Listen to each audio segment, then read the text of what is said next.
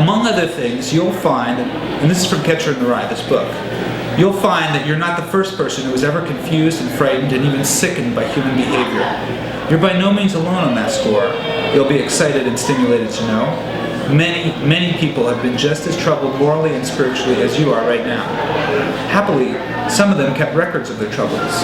You'll learn from them, if you want to. Just as someday, if you have something to offer, someone will learn something from you. It's a beautiful reciprocal arrangement, and it is an education. It's history, it's poetry, it's art.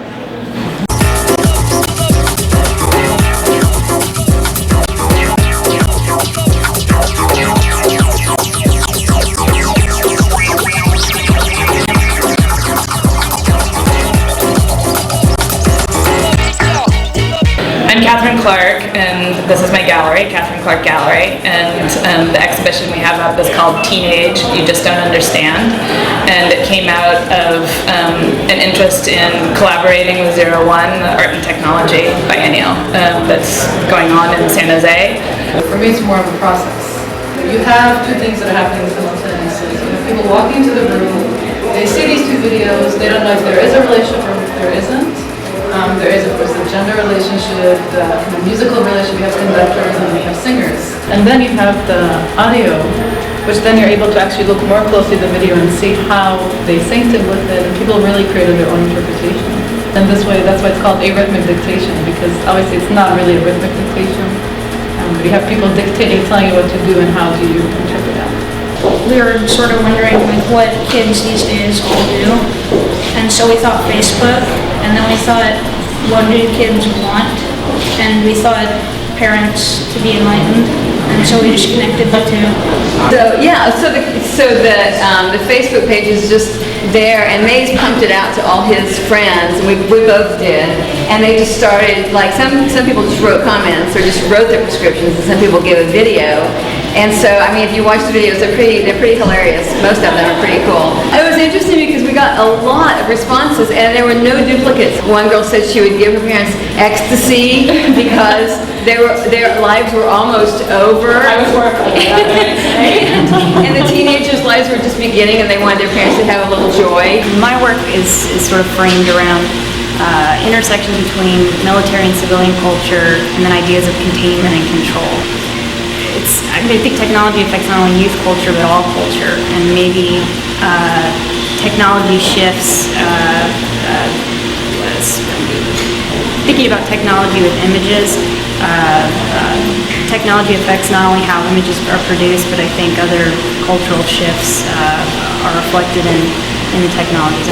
Maybe it's not so much technologies push back on youth or on us, but it's more of a relationship between the two.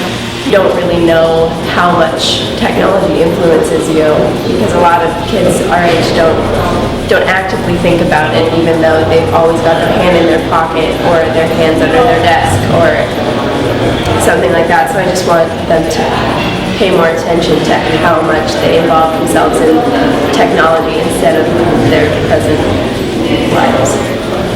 It's funny because like a lot of these experiences were activities I participate in as well. Even though it's not me in any of these photos, I do play video games, I do play Call of Duty, and I do listen to Pavement, and I do. So there's all these like really weird connections that kind of kept going, even sort of independent of my experience with them. And so like a lot of these kids that are doing this stuff now, I mean, this is stuff I was doing when I was their age. So it was interesting to me to see how the continuity of a lot of that stuff kept on going. One of the things that we kept sort of touching on was stuff that was different for him than it was for me, even though we're not that far apart in age. The major thing that has changed is that Facebook, the internet, all these things exist at all, but the ubiquitousness of the cell phone and the light that it casts, it didn't even exist when I was in high school. I mean, like, there's something about like communicating over the web with a cell phone that I don't know if everyone has the gut reaction, but I certainly do sometimes. It's very kind of incommunicative, even though it's very communicative.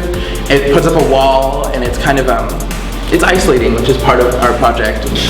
I don't know if I entirely embrace the idea that I just don't understand, but I was thinking about this. I have an infant daughter, and I've been thinking about her being a teenager, being involved with this, and I'm like, probably by the time she's a teenager, I won't understand.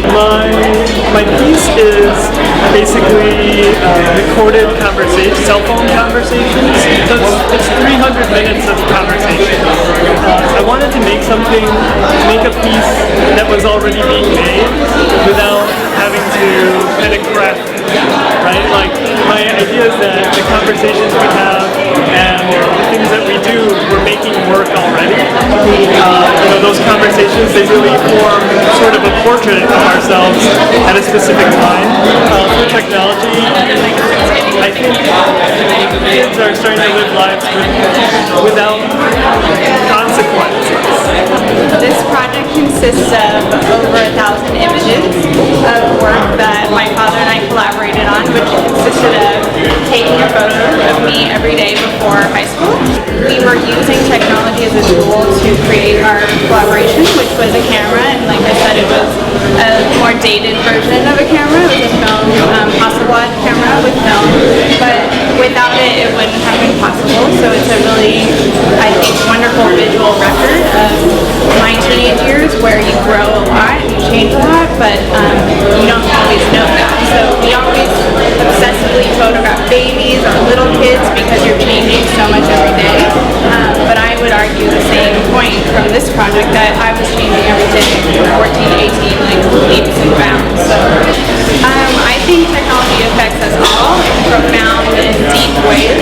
If there's something that we don't understand, to ask people who are experiencing that firsthand, how we can understand it better.